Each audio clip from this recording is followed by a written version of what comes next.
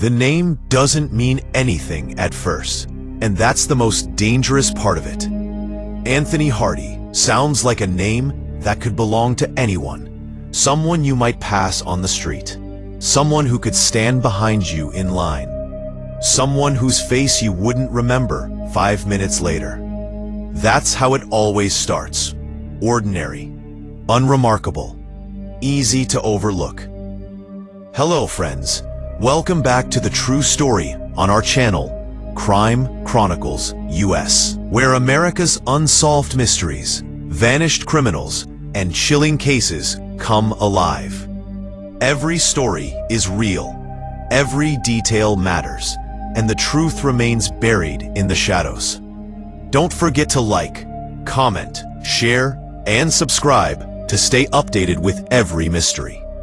Anthony Hardy was born into a world that never noticed him properly, and he learned early how to disappear in plain sight. Camden, London wasn't glamorous, wasn't cinematic, wasn't the kind of place people expected nightmares to grow. It was concrete and traffic and tired buildings leaning into each other like they'd given up standing straight. Hardy grew up absorbing that atmosphere, a place where people learned not to ask questions, where survival meant minding your own business. He wasn't loud, he wasn't memorable, he wasn't someone teachers pointed at and warned others about. He was just there, floating through the background, collecting pieces of himself that never quite fit together. By adulthood, Hardy had developed the kind of presence that made people underestimate him. Slightly awkward, slightly off, not threatening, not impressive. He worked odd jobs, drifted between identities, reinvented himself just enough to avoid being pinned down. There was always a story ready, always an explanation, always a reason he was somewhere he shouldn't quite be. And people believed him, not because he was convincing, but because they didn't want to look closer. Looking closer takes effort. Looking closer comes with responsibility. Inside him, though, something was splintering. Hardy suffered from severe mental illness, including paranoid schizophrenia, a condition that twisted reality into something hostile and loud. His thoughts didn't line up the way other people's did. Voices crowded his mind. Delusions settled in like permanent tenants. He believed forces were acting against him, controlling him, watching him, and instead of receiving consistent care, instead of being anchored to treatment and supervision, he slipped through the cracks again and again. Each missed appointment, each release without follow-up, each moment of institutional neglect added another layer of danger, not just for him, but for everyone around him. He learned how to manipulate systems designed to protect. He learned the language of illness well enough to sound compliant when it suited him, unstable when it didn't. Hospitals discharged him. Authorities lost track of him.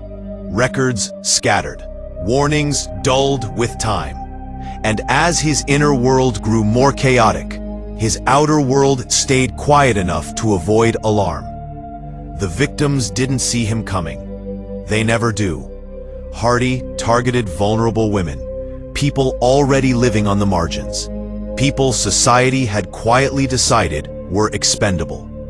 Sex workers, women without stable housing, women whose disappearances wouldn't immediately trigger headlines or investigations.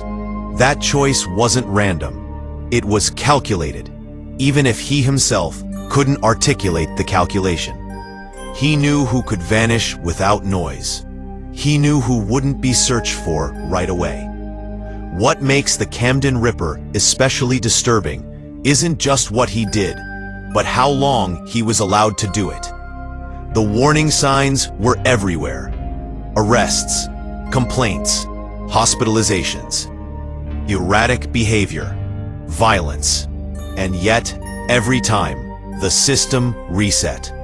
Fresh start, clean slate, another chance. Until chance ran out for 3 women who never got one. The killings themselves were brutal. But what chills investigators even now is the aftermath. Hardy dismembered his victims and stored their remains in plastic bags inside his apartment. Not hidden deep in the walls, not buried far away. Right there, in his living space, as if the presence of death had become normal to him. As if the boundary between life and death no longer mattered. Neighbors noticed smells, complaints were made, and still no one looked hard enough. When police finally entered Hardy's flat in December 2002, what they found was beyond comprehension. Human remains scattered across rooms, bags stacked casually, evidence of acts that couldn't be undone. It wasn't a moment of cinematic revelation. It was quiet, methodical, horrifying in its ordinariness. A door opened, a smell confirmed fears. A life of neglect and failure collapsed into a single unbearable truth. Hardy was arrested without resistance. He didn't flee, he didn't fight. In some ways, it was as if he'd been waiting. Interviews revealed a fractured mind, one unable to fully process the gravity of his actions. He spoke of voices, of commands, of confusion, of fear. But explanations didn't bring comfort. Mental illness could explain behavior, but it couldn't erase consequences. At trial, the focus wasn't just on Hardy, but on everything that had failed to stop him. Doctors testified. Police reviewed missed opportunities. Social services acknowledged gaps. The question wasn't simply how he killed, but how he had been allowed to reach that point at all. The Camden Ripper wasn't born a monster in isolation. He was shaped by neglect, mismanagement, and a system that treated warning signs as inconveniences. In 2003, Anthony Hardy was found guilty of murder and sentenced to life imprisonment, ordered to remain in a secure psychiatric hospital indefinitely. There would be no release, no second chances, no more slipping through cracks. The damage was already done. But even now, years later, the case lingers. Not because of sensationalism, but because it forces uncomfortable questions. How many warnings are enough? How many failures does it take before responsibility becomes shared? How many people have to disappear before someone decides to look twice at the man everyone ignored? Camden kept moving after Hardy's arrest. Cities always do. New tenants moved in. Streets filled again. The building where he lived blended back into the landscape.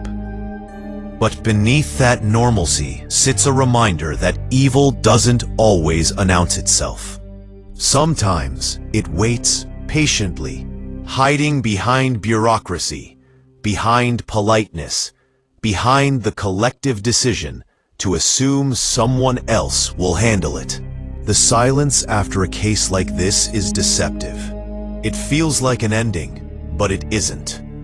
It's more like the echo left behind when something heavy drops and settles into the ground. Anthony Hardy was locked away, sealed behind walls, designed to contain both his body and his mind. But the story didn't stop breathing. It stayed alive in court transcripts, in hospital reports, in the memories of officers who walked into that flat and never forgot the smell, the stillness, the way normal life had been sharing space with something unspeakable. Hardy was transferred to Broadmoor Hospital, one of the most secure psychiatric facilities in the United Kingdom. The kind of place built for people who exist at the dangerous intersection of mental illness and extreme violence. There he was no longer Anthony Hardy, the neighbor, the patient, the man drifting through systems. He became Anthony Hardy, the risk. The routines were strict. Medication was constant. Observation never truly stopped. And yet, even in confinement, his mind didn't settle into clarity. He remained fragmented, unstable, often lost inside delusions that refused to loosen their grip. Doctors tried to understand him, not to excuse him, but to map the terrain of his thoughts. He spoke of paranoia, of persecution, of a world that felt hostile at every turn. He described hearing voices that mocked him, threatened him, ordered him. Whether every claim was genuine or partially constructed will never be fully known. But what was clear was that his grasp on reality had been severely compromised long before the murders, and that compromise had been visible to professionals for years. That's where the story turns outward, away from Hardy himself, and toward the machinery that surrounded him. Investigations after the trial revealed a trail of missed opportunities that read less like bad luck and more like quiet negligence. Hardy had been known to mental health services for over a decade. He had been hospitalized multiple times. He had displayed violent behavior, instability, and clear signs that he needed sustained supervision. Yet each time, responsibility shifted. One agency discharged him, assuming another would follow up. One professional noted concerns that were never escalated. One report warned of danger that was filed and forgotten. No single failure caused the murders. That's the uncomfortable truth. It was the accumulation, 1,000 small decisions that felt harmless in isolation. A missed appointment here, a delayed assessment there, a lack of communication between departments, a system stretched thin, overwhelmed, under-resourced, and slowly desensitized to risk. Hardy didn't slip through one crack, he fell through all of them. For the families of the victims, explanations offered no peace. They were left with absence, with questions that had no satisfying answers. How long had he been dangerous? How many people knew? Why wasn't anyone watching him when the signs were so obvious in hindsight? Grief mixed with anger, and anger mixed with a sense of betrayal by institutions meant to protect the public. Public reaction was intense but brief, as it often is. Headlines screamed. Politicians promised reviews. Committees formed. Reports were written. Recommendations were made. And then attention drifted elsewhere, as it always does. But within professional circles, the case of Anthony Hardy became a reference point, a cautionary tale whispered during training sessions and policy discussions. His name was invoked when debating risk assessment, information sharing, and the responsibility of mental health services to act decisively when warning signs appear. Hardy himself aged inside the system. Years passed. The world outside changed. Technology advanced. Streets transformed. People who had lived near him moved on, some never knowing what had once existed just a few doors away. Inside Broadmoor, time moved differently. Days were structured. Nights were monitored. Progress was measured in stability rather than improvement. There was never any serious discussion of release. He remained classified as a severe and enduring danger, someone whose condition could be managed but never trusted. In 2020, 7 days, Anthony Hardy died of COVID-19 while still in secure psychiatric care. The news barely registered beyond a few lines in reports. No dramatic ending, no confrontation, No last-minute revelations. Just a quiet conclusion to a life defined by untreated illness, systemic failure, and irreversible harm. His death didn't bring closure. It simply marked the point where he could no longer hurt anyone else. And yet, even death doesn't fully end a story like this, because the real weight of the Camden Ripper case doesn't rest solely on Hardy. It rests on the question of prevention, on how many similar individuals exist right now, struggling with severe mental illness, cycling through systems not built to hold them securely enough. It rests on the tension between compassion and caution, between respecting autonomy and protecting lives. It also forces us to confront an uncomfortable reality about how society values people. Hardy's victims were chosen because they were vulnerable, because their disappearances wouldn't cause immediate alarm. That truth says as much about the world they lived in as it does about the man who killed them. When certain lives are treated as background noise, predators notice. Silence becomes camouflage. The Camden Ripper wasn't a criminal mastermind. He wasn't clever in the way movies portray killers. He didn't leave riddles or chase notoriety. He was disorganized, unstable, deeply unwell. And that makes the case more frightening, not less. Because it means the danger didn't come from brilliance or planning, but from neglect, from chaos, from a system that failed to intervene decisively when it still could.